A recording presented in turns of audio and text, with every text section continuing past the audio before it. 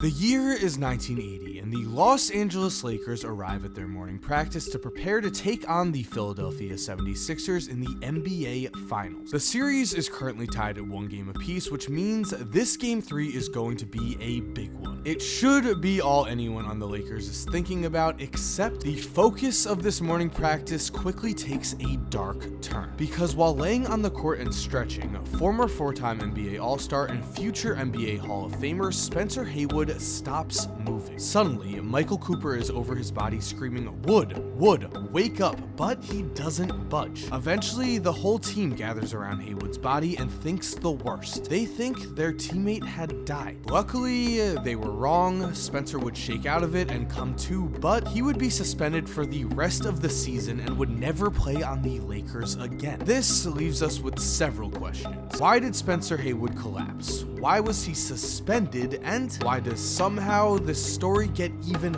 darker and more scary? Well, the answers to those questions are going to be answered very shortly, because what's up guys, Mike here, and today we are going to talk about the darkness that surrounded Spencer Haywood's career and his collapse during the 1980 NBA Finals. Trust me, this story is scary and gets absolutely insane at one point, so prepare yourselves. Because in a different world, we could remember Spencer Haywood as one of the best big men of all time. His early career certainly suggests he was on the path for not only greatness, but perhaps legendary status in the game of basketball. In college, he played his freshman season at a junior college, but somehow was able to dominate in such a way that Team USA not only heard of him, but chose him for their roster over NCAA All-Americans. On that roster at the age of 19, Spencer would lead the team in scoring as he led Team USA to a gold medal, and from there, again at first, it seemed like his fate was sealed. Because playing for the Denver Rockets at the age of 20 in his first year of professional basketball in the ABA, Spencer would put up a historic season that saw him average 30 points and 19.5 rebounds a game while leading the Rockets to the #1 seed in the West. His teammate, Byron Beck, remembers that people would just marvel in awe of Spencer's ability, and due to his incredible on-court success, Haywood was named both Rookie of the Year for the ABA and the league's MVP in just his first season. Moving on, if you don't care about the ABA, well, Spencer's play in the NBA was more of the same. Simply incredible. Because now, playing for the Seattle Supersonics in 1972 and 1973, at the ages of just 22 and 23 years old, Spencer would combine to average 29.2 points and 12.9 rebounds per game, and was named All-NBA First Team both seasons, marking him already as a top 5 player in the league. From there, the sky should have been the limit. This was a man with the potential to win multiple MVPs and multiple titles, but as Spencer recalls, "I was a gifted athlete and I squandered everything." This is certainly a dramatic statement, but it's also the truth. By the time Spencer was just 26, his life as an NBA star would come to a crashing halt. Sure, he was still a starter for the New York Knicks, but he was no longer a top 5 player in the league, and in fact, he would not even make another All-Star team after the age of 25. And then we have the collapse at the age of 30. Because, as I previously mentioned, during the Lakers' morning practice for Game 3 of the NBA Finals, Spencer would pass out and his teammates feared that he had actually died. Why would they jump to that sudden, dark conclusion? Well, Spencer Haywood, at this point in his life, was a massive drug addict. He started using cocaine seriously in New York, which is the reason why his play dropped off so dramatically. Then on the Lakers, Spencer recalls that cocaine was much more of a mainstream drug and that people were doing it wherever he went. This meant that his drug problems only got worse, and by the time the NBA Finals rolled around, Spencer's body and mind were in such bad shape that he himself thought he had died during that practice before Game 3. And if this wasn't bad enough, somehow this story gets even darker and crazier, because Paul Westhead, Spencer's coach, knew that Spencer had a problem, and after this incident and after Spencer got into a huge argument with his teammates in the locker room, Westhead suspended Spencer for the rest of the season. This put Spencer in a state of absolute rage, and he remembers himself thinking, quote, "I had been 3 games away from my life stream,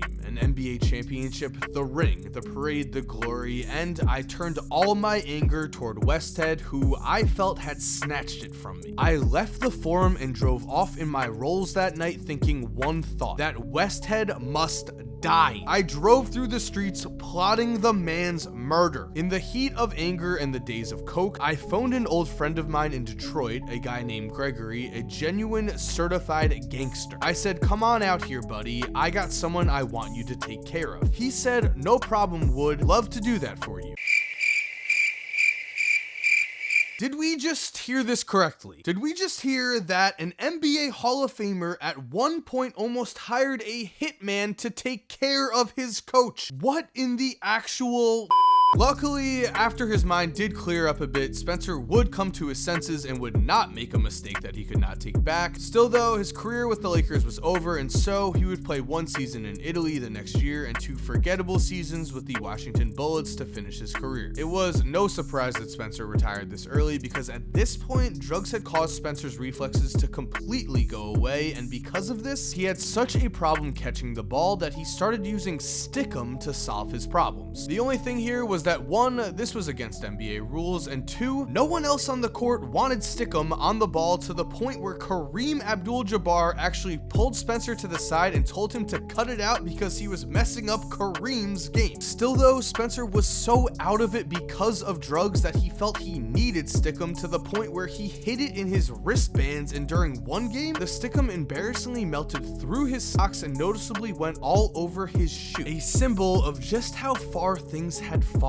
I say this because after his retirement, the path of a once potential NBA legend was closed in a way that nobody could have possibly expected. It is here where let's now look at just how ridiculously great Spencer was at the game of basketball at such a young age. Between the ages of 22 and 25, Spencer would become one of just 8 players to average a combined 25 points and 12 rebounds a game during those years, and looking at other notable names on this list, we can see the path that Spencer Haywood could have went down. Because again, starting with Spencer here, after the age of 25, he would never make an all-star team, he would never make an all-NBA team, and he technically won a title with the Lakers at the age of 30, but at that point was a shell of himself, and again was suspended when the team actually won the championship. Meanwhile, looking at David Robinson, he would make 8 all-star teams and 4 all-NBA teams after the age of 25, and was the second best player on the Spurs championship team at the age of 33, the same year that Spencer was forced to retire. As for Wilt Chamberlain, he was a 10-time All-Star after the age of 25, a 3-time MVP, and a 2-time NBA champion. He also, coincidentally, would win the NBA Finals as the league's MVP at the age of 30, the same age that Spencer collapsed, and at the age of 35, Wilt was still great enough to lead the Lakers over the Knicks for his second NBA championship, as he was named Finals MVP. Then, of course, we have Kareem Abdul-Jabbar, who, after the age of 25, was still a 15-time All-Star, 4-time MVP, and 5-time NBA champion. Kareem was actually named an All-Star and won a title at the age of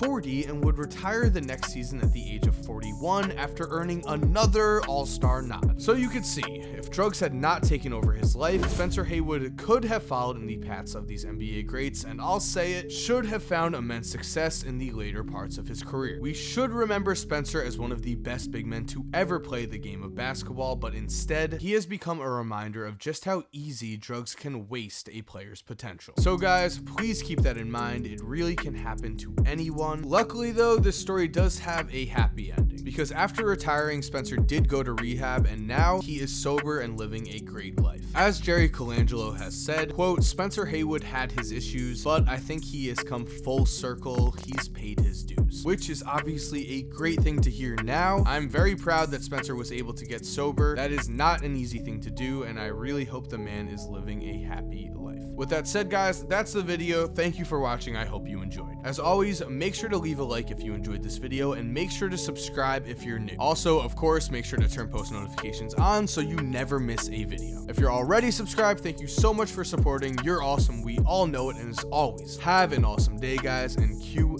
that music. If you're still here while the music is cued, here are 2 videos I think you are definitely going to enjoy. Make sure to click on one of them. Again, I know you're gonna love it. And other than that, have a great day and peace.